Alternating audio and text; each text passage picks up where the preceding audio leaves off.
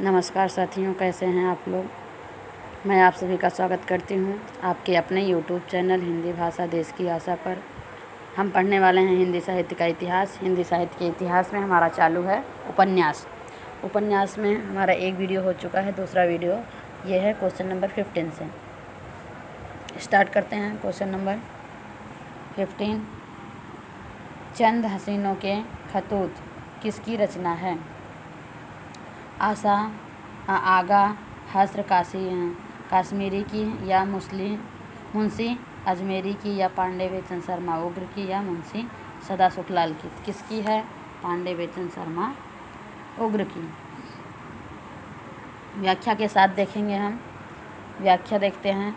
वर्ष 1927 में प्रकाशित पांडे बेचन शर्मा उग्र के लघु व्यंग्य उपन्यास खुदाराम और चंद हसीनों के खतूत में तीक्ष्ण व्यंग्य किया गया है। तीक्ष्ण मतलब तीखा व्यंग्य किया गया। व्यंग्य की वानगी प्रस्तुत की गई, मतलब इसमें व्यंग्य के रूप में ये उपन्यास लिखा गया है। Question number 16। निम्न में से कौन सा सही सुमेलित नहीं है? अनाम दास का पोथा, हजारी प्रसाद द्विवेदी, नाचो बहुत गोपाल, अमृतलाल नागर, चंद हसीनों के खतूत, चतुरसेन शास्त्री, चित्रलेखा, भगवती चरण वर्मा। तो इसमें से पूछा है नहीं है। क्या पूछा है? कौन सा सुमेलित नहीं है? तो यहाँ पर देखो, ऊपर हमने बताया कि चंद हसीनों के खतूत किसके हैं? उग्र जी के हैं, लेकिन यहाँ पर उग्र जी को चतुरसेन शास्त्री का बताया है। तो ऑप्शन नंबर सी राइट है कि ये सुमेलित नहीं है, बाकी सारे सुमेलित हैं। चंद हसीनों के खतूत पांडे बेचन शर्मा उग्र का उपन्यास है, शेष सारे सुमेलित हैं। Question number 17। किस भाषा में उपन्यास को कादम्बरी कहते हैं? तो मराठी में उपन्यास को कादम्बरी कहते हैं। मराठी में उपन्यास के अर्थ में कादम्बरी शब्द एक जातिवाचक संज्ञा बन गया है। Question number 18। उपन्यास और उपन्यासकार की दृष्टि से एक युग्म अशुद्ध है। कौन सा? नीला चाँद, शिव प्रसाद सिंह, महाभोज, उषा प्रियंवदा, सारा आकाश, राजेंद्र यादव, मुझे चाँद चाहिए। तो इसमें भी पूछा है कौन सा युग्म अशुद्ध है, मतलब कौन सा सुमेलित नहीं है। तो बी हमारा सुमेलित नहीं है। महाभोज जो है उषा प्रियंवदा का नहीं बल्कि मन्नू भंडारी का है, बाकी सारे सुमेलित हैं। Question number 19। निम्नलिखित में से कौन सा सुमेलित नहीं है? पुनर्नवा हजारी प्रसाद द्विवेदी, गढ़कुंठार राहुल सांकृत्यायन, विवर्त जैनेन्द्र कुमार या वयम रक्षामः चतुरसेन शास्त्री। तो कौन सा नहीं है सुमेलित? तो बी जो है गढ़कुंठार राहुल सांकृत्यायन का नहीं बल्कि किसका है? वृंदावन लाल वर्मा का है। किसका है?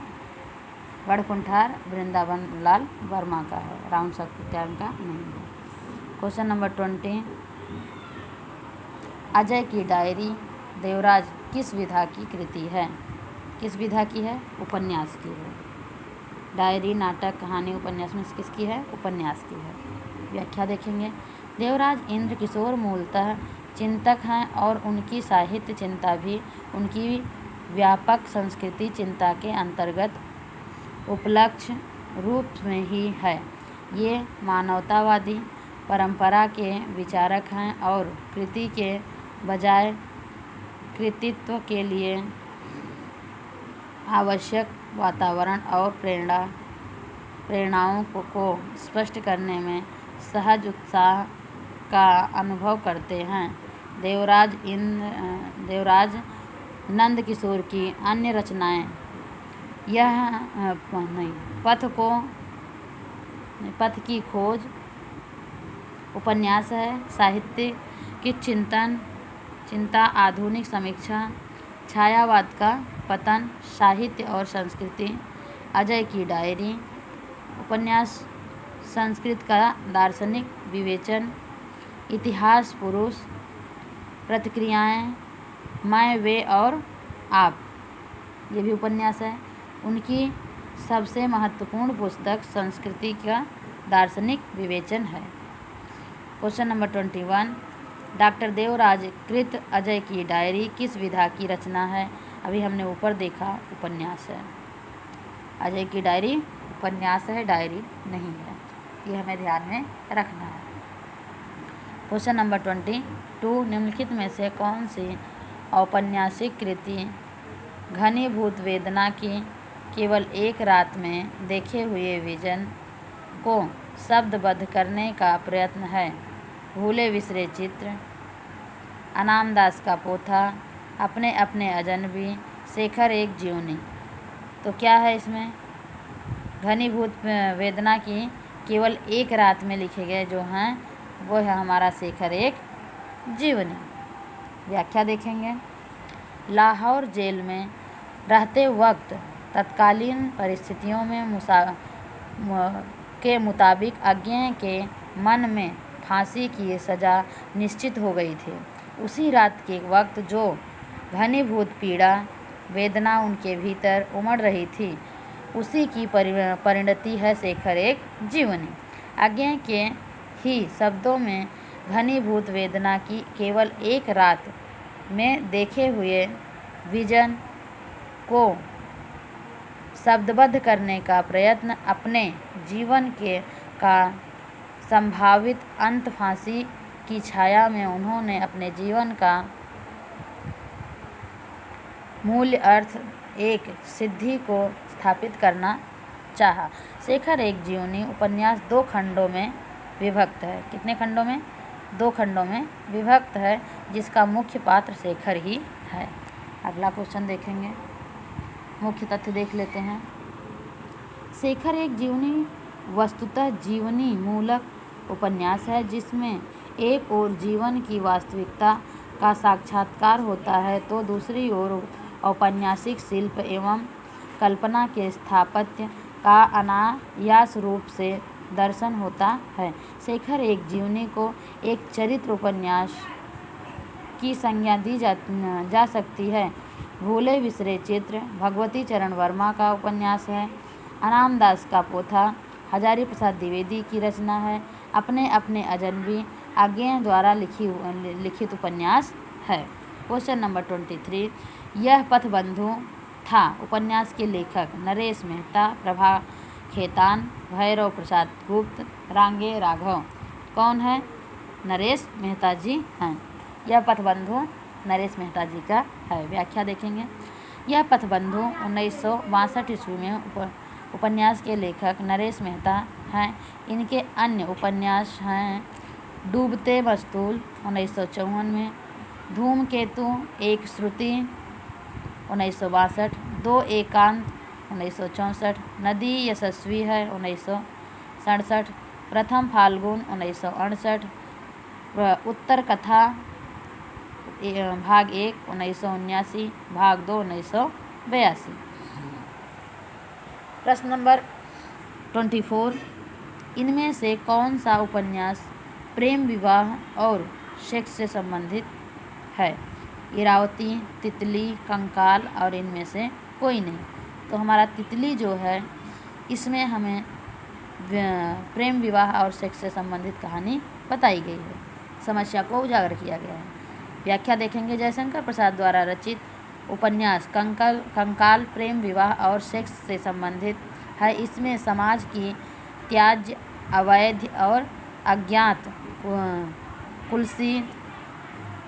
कुलसित संतानों की कथा कही गई है। 25, दुखम सुखम उपन्यास की लेखिका कौन है? चित्रा मुदगल, प्रभा खेतान, ममता कालिया, नासिरा शर्मा। तो दुख में किसकी ज़रूरत होती है? ममता की। तो ममता कालिया। दुखम सुखम किसका है? ममता कालिया का है। व्याख्या देखेंगे। इसे ट्रिक के साथ देखते चलेंगे तो याद रहेगा। दुखम सुखम 2009 की रचना है। उपन्यास की लेखिका हैं ममता कालिया। इनके अन्य उपन्यास कौन कौन से हैं? बेघर 1971, नरक दर नरक 1975, प्रेम कहानी 1980, लड़कियां 1987, एक पत्नी के नोट्स 1997, दौड़ 2000 और अंधेरे का ताला 2009। क्वेश्चन नंबर 26, निम्न में से कौन सा सुमेलित नहीं है? जिंदगी नामा, मन्नू भंडारी, आधा गांव, राही मासूम रजा, आमा, चित्रा मुदगल, राग दरबारी, श्रीलाल शुक्ल। तो कौन सा सुमेलित नहीं है? ए, जिंदगी नामा मन्नू भंडारी का नहीं है, बल्कि यह कृष्णा सोबती का है। किसका है? कृष्णा सोबती का उपन्यास है। क्वेश्चन नंबर 27, सुरंग में सुबह उपन्यास के लेखक हैं कौन? शिवमूर्ति जी, मिथिलेश्वर जी, संजीव जी या अमरकांत जी? कौन है? मिथिलेश्वर जी है। व्याख्या देखेंगे। सुरंग में सुबह उपन्यास के लेखक मिथिलेश्वर हैं। इनके अन्य उपन्यास इस प्रकार हैं: झुनिया 1980, युद्धस्थल 1981, प्रेम न बाड़ी उपजे 1985, यह अंत नहीं 2000 एवं एक थी मुनीला। अन्य तथ्य देखेंगे। मिथिलेश्वर को बाबूजी कहानी संग्रह के लिए मध्य प्रदेश साहित्य परिषद द्वारा वर्ष 1976 के अखिल भारतीय मुक्तिबोध पुरस्कार बद्ध रास्तों के बीच कहानी संग्रह के लिए सोवियत रूस द्वारा वर्ष 1979 के सोवियत लैंड नेहरू पुरस्कार मेघना का निर्णय कहानी के लिए संग्रह के लिए उत्तर प्रदेश हिंदी संस्थान द्वारा वर्ष 1982 के यशपाल पुरस्कार तथा निखिल भारत बंग साहित्य द्वारा राज्य के सर्वोत्कृष्ट हिंदी लेखन के लिए वर्ष 1983 के अमृत पुरस्कार से पुरस्कृत एवं सम्मानित किया गया है। हमारे ये मिथिलेश्वर जी हैं जो हैं, इन्हें कई पुरस्कारों से सम्मानित किया गया है अलग अलग समय पर। क्वेश्चन नंबर 28, सुरेंद्र वर्मा कृत प्रसिद्ध उपन्यास मुझे चाँद चाहिए की नायिका हैं कौन है? वर्षा, वशिष्ठ, अनन्या, महुआ या मधुलिका? कौन है? ए, वर्षा वशिष्ठ जी हैं। सुरेंद्र वर्मा कृत प्रसिद्ध उपन्यास मुझे चाँद चाहिए की नायिका जो हैं वो हैं वर्षा वशिष्ठ। व्याख्या देखेंगे। वर्षा सुरेंद्र वर्मा कृत प्रसिद्ध उपन्यास मुझे चाँद चाहिए की नायिका वर्षा वशिष्ठ हैं। इस उपन्यास में सुरेंद्र वर्मा ने समाज रंगमंच और सिने जगत से जुड़े विभिन्न पहलुओं को छूने की कोशिश की है। वर्ष 1996 में इस रचना के लिए उन्हें साहित्य अकादमी पुरस्कार से नवाजा गया था। किसे? सुरेंद्र वर्मा जी को। वर्मा के अन्य उपन्यास अंधेरे से परे, दो मुर्दों के लिए गुलदस्ता, काटना समी का वृक्ष, पद्य पंखुरी की धार से, कहानी संग्रह है जहाँ बारिश नहीं। ये वर्मा जी के कहानी संग्रह हैं। क्वेश्चन नंबर 29, मुझे चाँद चाहिए किस विधा की कृति है? कविता, नाटक, कहानी, उपन्यास? क्या है? उपन्यास है। मुझे चाँद चाहिए उपन्यास की रचना है। क्वेश्चन नंबर 30, निम्न में से भीष्म साहनी द्वारा रचित उपन्यास है कौन सा? मयादास की माड़ी, सती मैया का चौरा, देहाती दुनिया, धरती धन्य अपना? कौन सा है? मयादास की माड़ी जो है ये भीष्म साहनी द्वारा रचित उपन्यास है। इस वीडियो को यहीं पर समाप्त करते हैं। अब नेक्स्ट वीडियो में मैं और क्वेश्चन लेकर आऊँगी, क्योंकि बाहर से आवाज़ आ रही है जिससे आवाज़ क्लियर नहीं हो पा रही है। ऐसे ही और हमारे चैनल पर जो भी अपलोड कर रही हूँ सारे नोटिफिकेशन आपको मिलते रहें। इसके लिए आप अगर हमारे चैनल को सब्सक्राइब करके बेल आइकन दबा के रखेंगे, आपको सारे नोटिफिकेशन प्राप्त होते रहेंगे।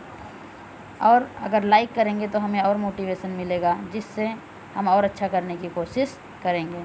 धन्यवाद।